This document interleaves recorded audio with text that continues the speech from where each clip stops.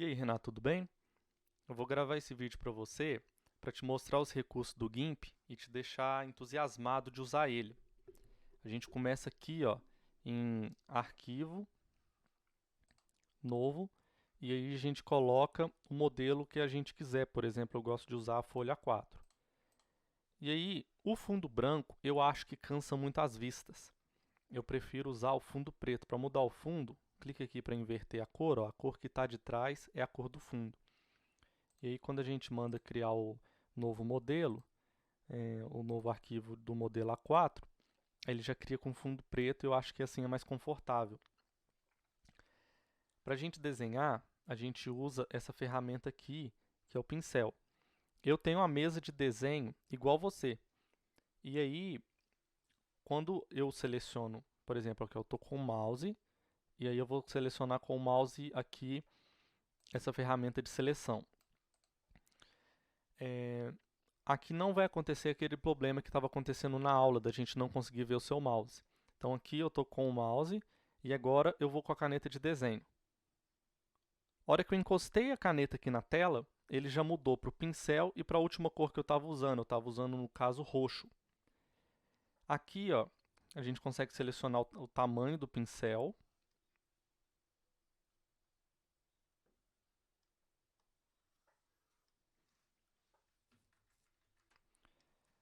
Eu gosto de usar o pincel no tamanho 5 pixels. Aqui tem a opção de selecionar a dinâmica. Se a gente desligar a dinâmica, agora eu vou colocar aqui o zoom em 100%.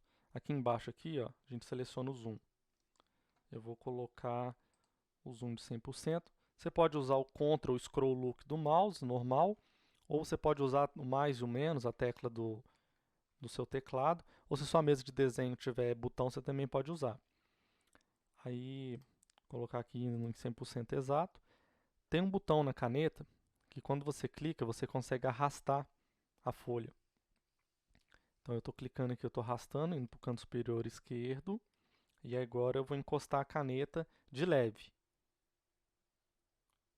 E aí você vê que mesmo eu encostando de leve, ela não está fazendo o degradê. Por quê? Porque a dinâmica está desligada. Agora se eu vim aqui e colocar dinâmica básica, agora eu vou encostar de leve,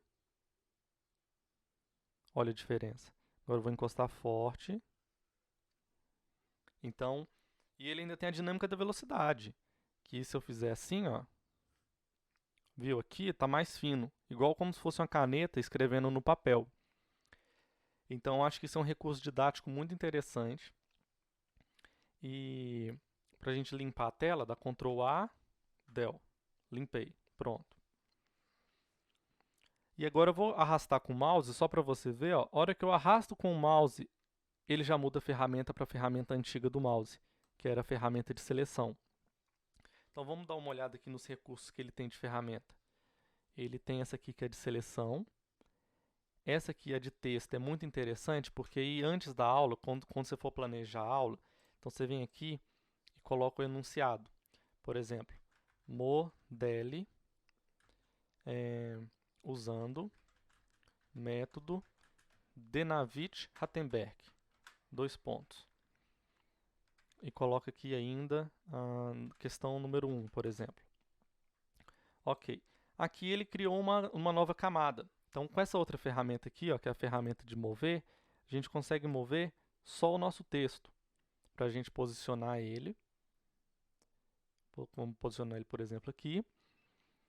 E aí, eu quero, por exemplo, criar uma nova camada com uma imagem. Para a gente não precisar de desenhar o diagrama de arames, então eu tirei um print lá da sua aula, e aí eu vou abrir aqui o 3R cotovelar.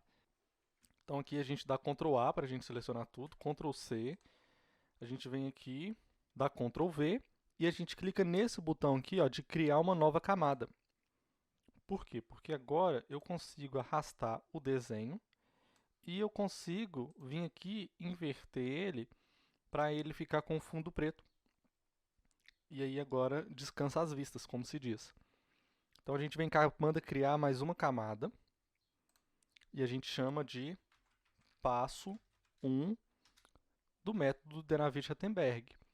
Aí agora com a caneta a gente vem desenhando os eixos Z das juntas.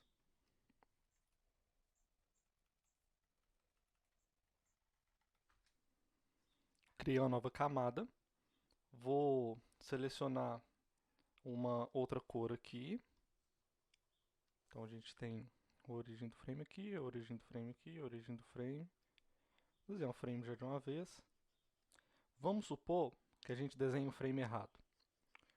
Vamos supor que a gente desenha o eixo Y saindo desse sentido aqui, ó, e ele devia ser o contrário. Aí você vai falar assim, opa, errei, agora eu vou ter de apagar. Como a gente criou uma camada separada para o passo 2, quando eu vim com a ferramenta borracha aqui por cima, deixa eu aumentar o tamanho dela.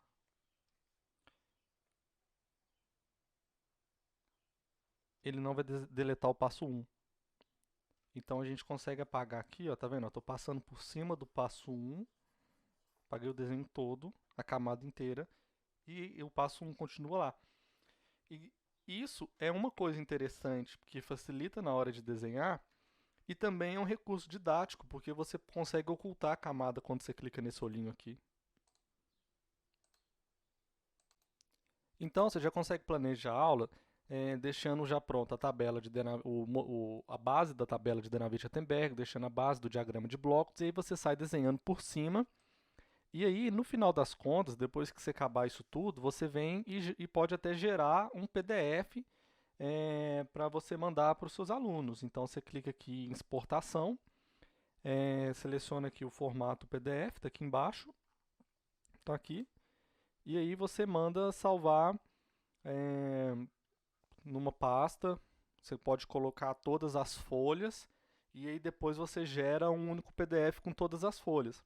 Agora eu vou te mostrar o resultado de como é que fica, tipo assim, algo pronto que eu já fiz, uma atividade sua que eu fiz. Aí vai dar para você visualizar melhor o resultado. Eu vou ter de abrir aqui.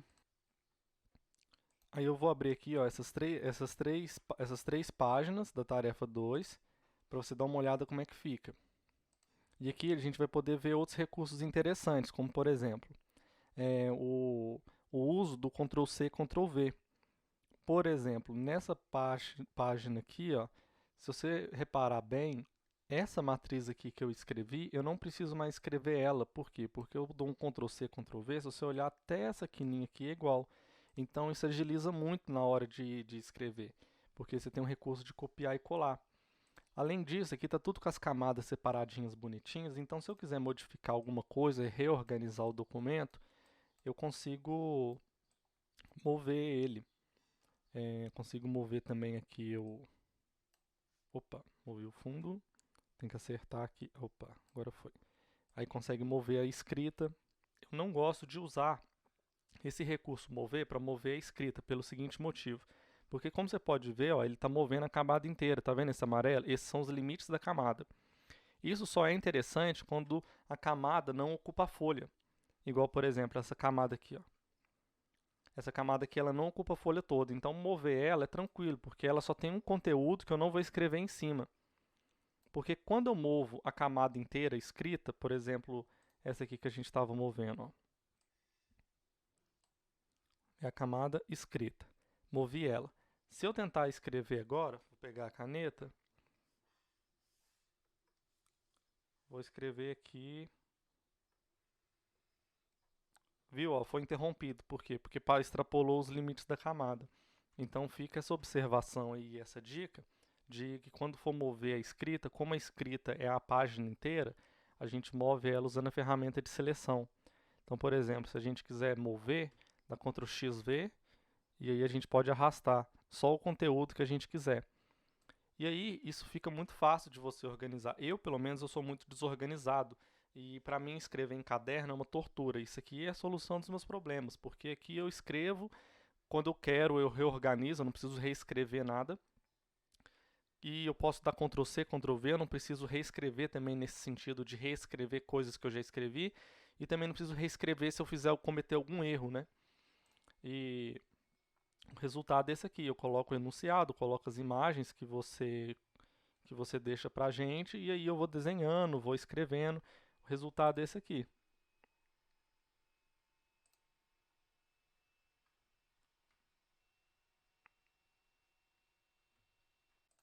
Mas uma funcionalidade interessante é a questão que a gente usa caneta, tem gente da gente controlar aqui em dispositivos de entrada a curva de pressão dela.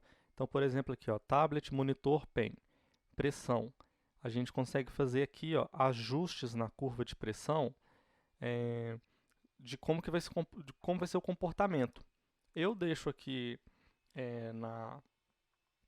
no, na reta mesmo, mas se você sentir a necessidade com a sua caneta ou com a sua coordenação motora, você pode controlar essa curva aqui.